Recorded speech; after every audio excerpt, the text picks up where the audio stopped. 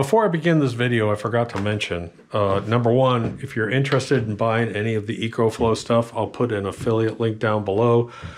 Any of the income, by the way, that we make from those affiliate links, we put into our seasonal help program. So it goes directly out to the people that we hire on a seasonal basis. I'm retired.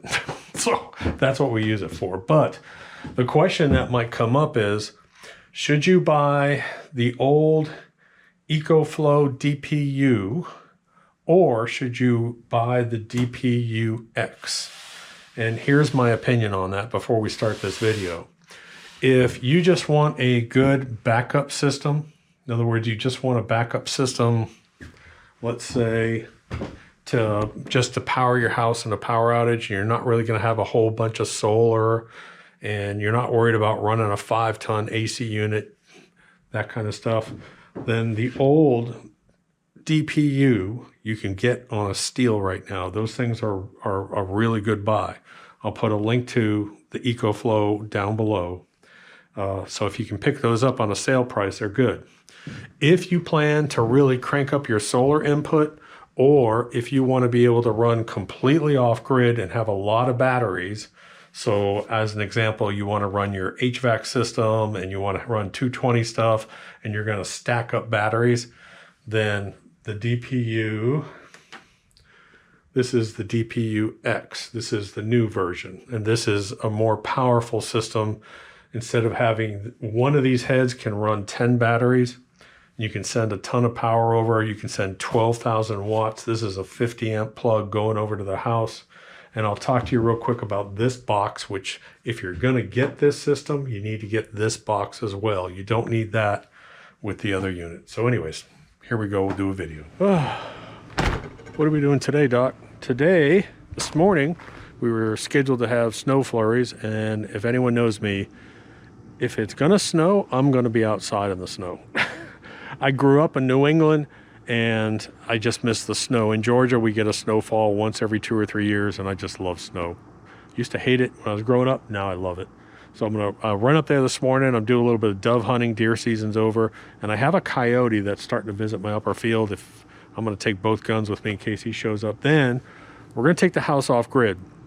Over the past 3 or 4 days, I've been working with the new DPUX from EcoFlow. So I have a large double stack battery system, and what I'm doing is I've been trying to get updates. I've been really struggling. I'll show you something that's really stupid about this. I think is one of the dumbest product decisions I've seen in a long time, and I'll give you a tip, a workaround on it. And then for the first time, we'll take the house off grid. And right now, I am off grid, and I hear my 5-ton Train heat pump running, and so far so good. So knock on wood. And I hook up the solar panels, everything, even though I don't have any sun. It's wintry dark out here. But anyways, that's what we do today. So here we go. Morning. So I have one golden rule that everyone that knows me knows. And that is, if it's hunting season and it's snowing, I will be out in that snow hunting something. Unfortunately, deer season's over. So I'm up here this morning in my fields I'm going to see if there's any doves flying.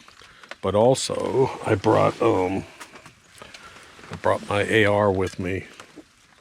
I have a coyote that's visiting this upper field. I don't mind him out back, but when they come up towards my chickens, if I see him, he's going to go down because I do not want him. He's actually a beautiful, beautiful coyote. He's actually almost black. We saw him on camera, and I actually might get him either skinned or mounted if I do get him, but he's coming up. He's getting too close to my chickens, so I don't think he can get in there, but I just don't. With the dogs being walked all the time. But it is gorgeous up here. Quiet. It's Sunday, so there's almost no road noise. There's no cars. Roosters crowing in the background.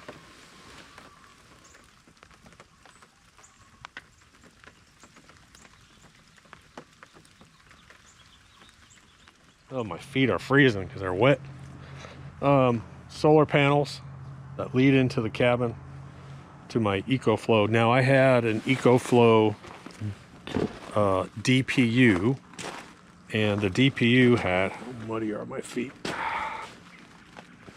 The DPU I had a double stack. And what that means is I have 5 batteries and 5 batteries, and on top of each battery system, I have a DPU Delta, the EcoFlow Delta Pro Ultra.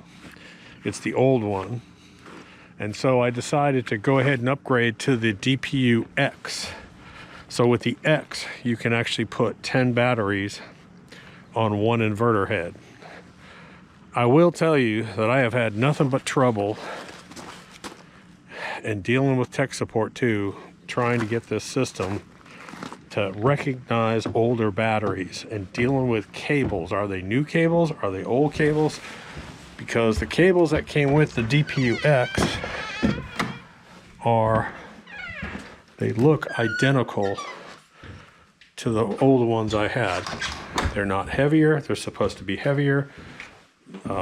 So anyways, so here's what I plan to do. There's an old inverter head. There's an old inverter head, and then 2 of the older batteries, okay? I think what I'm gonna do is I'm gonna take that DPU head and those 2 batteries and probably give that to Ryan at the new rental house, because I had my electricians install an indoor generator receptacle so they can have backup power. This other one, I'm gonna wait till I find a deal on 2 new batteries, and I'll take that down to the beach house so they won't go to waste. All I gotta do is buy 2 batteries. So this is the new setup, and this is the DPUX. You got the 50 amp plug. This goes over here, and that feeds all the way back to the house over there. Now, let me tell you what's stupid when it comes to the solar panel part of this. There are 2 connections right back over here for 2 solar inputs. I think one of the worst product decisions I've seen in the past years is this right here. So I've taken this apart. So this is how you're supposed to connect solar panels to the DPU. So they've got the connectors, the solar connectors, and then on this end, nothing. So this is the switch, and you have to actually have to buy the wires and the connectors, and you have to actually make it for that, which is totally stupid. It's the worst product decision I've ever seen. For an additional $5, they could actually made this thing all rigged up and ready to go.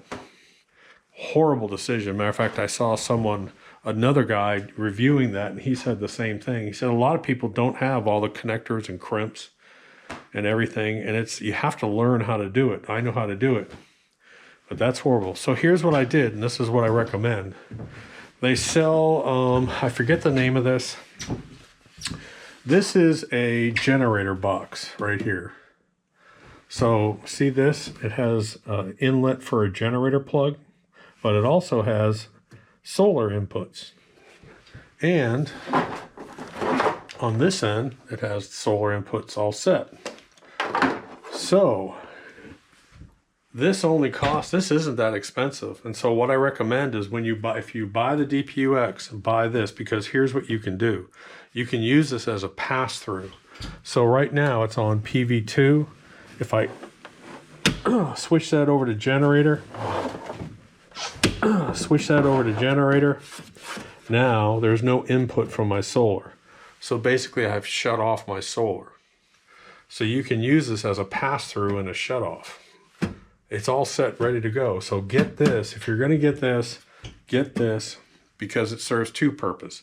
This converts AC to DC, so you can run a dirty generator and actually put an old dirty generator into here. It'll convert it to DC and then send it to the head, and it'll charge on an old generator, which the other models wouldn't do.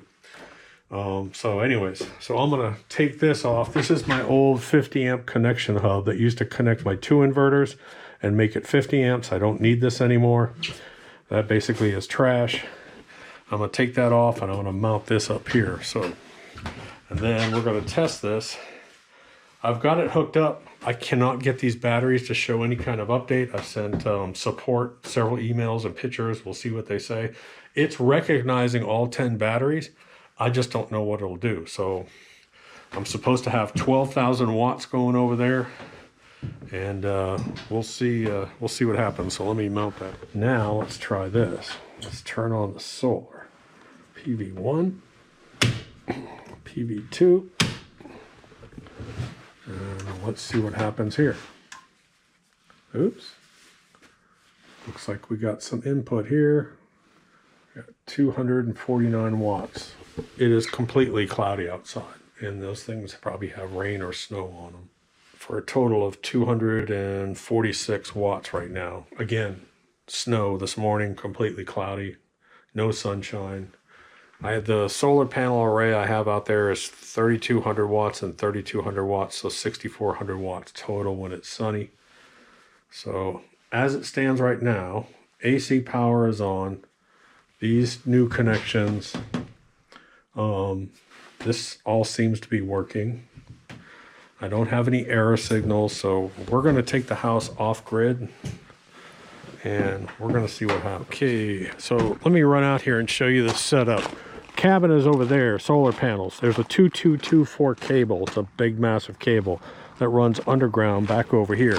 Over here, I have a decent size. It's like 9,000 watts gas generator, which we seldom use. It's an inverter.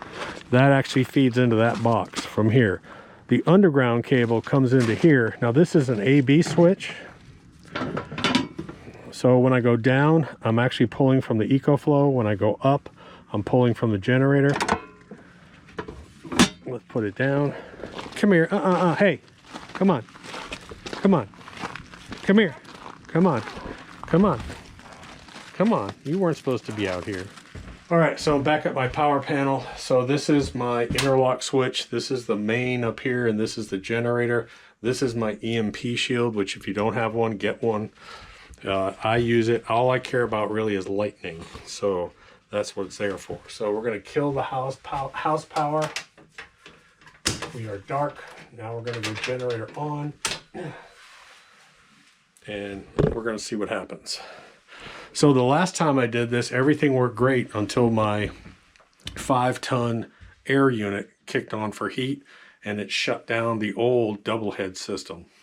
We'll see. This one supposedly has a lot more punch to it and can handle more surge loads. We're going to see what happens. Okay, so one thing that I do like about this app is you can just watch in real time what's going on. The output is 53, and that tells me something is on, and I'm assuming it's my water heater. So let's turn the water heater off. Yep, that's what it was. Now we drop down to 1,000 watts. So if you don't know, I covered this in one of my preparation series. If you lose power, shut off your water heater immediately and don't use hot water. Save that hot water for the next day for a shower. We did this down at the beach house and we lost power, we shut it off, and I said, do not use hot water. So we didn't use any hot water. The next morning, we woke up and we were able to take 2 hot showers with that water heater with what it had stored in there. So that's just a little tip. If something happens where you're trying to go off grid or you have a power outage, that water heater will keep water warm or even hot for 24 hours. So there's no reason for us during the daytime. Matter of fact, I even have a hot water timer that I probably need to put on the house. There's no reason to keep that water at 120 degrees all day when we're not really using it. That's just a little tip. So let me give you sort of an update here.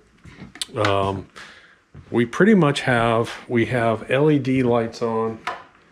So we have LED lights on in the kitchen. We have ceiling fans running. There's a TV on in that bedroom. I have 2 computers on. I have 2 Wi-Fi systems running along with all the mesh networks that are running as well too in the house.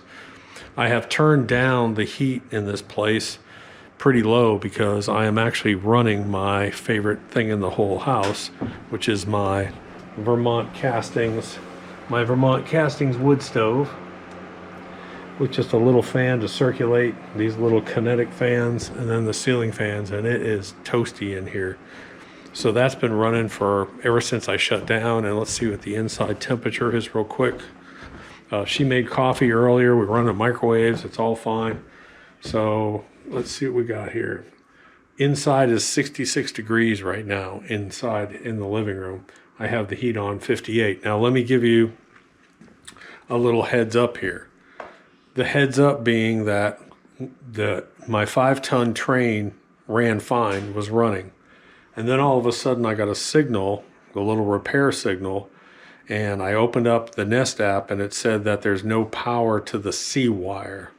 So my neighbor is an HVAC guy, so I texted him, and then I went on AI. I actually use either Gemini or Grok, and it said that it's actually kind of a common issue, that sometimes it can be if you get a power flicker, sometimes that'll happen, or sometimes it's the bonding issue of the inverter backup battery systems.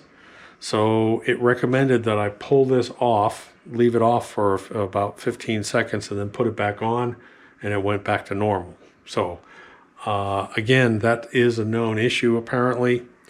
I'm going to try and run the heat a little bit later just to see if it has that issue. But the nice thing about the DPUX, again, is it's one inverter head, and supposedly it's designed for heavy surges. When I had the old system hooked up here, apparently it actually killed the power. It shut off the power at the power station. It just shut down that power station. So the whole house went dark. This doesn't. This can handle those kind of loads. So that is probably something in your decision-making process of, do I want to go with the old unit and save some money, or do I want to go with the DPUX? If you have inside of you the feeling that I may want to go and put solar later on, I would go ahead and go with a DPUX. But if that's not really a big thing for you, if you just want to have something, I did a video a while back and I showed you guys how to use a really small generator just to power the 120s in your house. And that's what I would do if it were me. If I wasn't going to put a whole bunch of solar in, I'd save some money. I'd get the old DPU, and whenever I had a power outage, just shut off anything that's 220. So shut off your water heater, shut off your HVAC system, and you can power everything that's 120 in this house. So if you want to run microwaves, whatever is 120, you can actually run it. All your refrigerators, freezers. Oh, by the way, I have 2 refrigerators running and a freezer running here too. So now let me show you real quick. The sun is out right now, and let's pull it up. So this is kind of interesting. If you can see this, I've got 5,500 watts, 5,550 watts coming in from my panels, and I'm only using 1,000 watts. Now that battery actually drained down before this kicked on to like 86%, and now it's charged up to 91%. So that's the nice thing about this. You can sit here and you can watch, and you can turn things on and off and see what's actually the power consumption. So I will be back up to close to a full charge on these batteries within the next hour or two. I will not be using battery power here soon. It's going to do what's called a pass-through. So instead of pulling power from the batteries, it's going to pass through that solar power directly to my house, and I'll be running just off those solar panels. Tonight, when the sun goes down, now I'll start pulling from those batteries. So anyways, like I said, I put a link down below. Appreciate it if you use those. If there's any kind of discount code, I think the discount is like DOC or something, I'll put that down below too.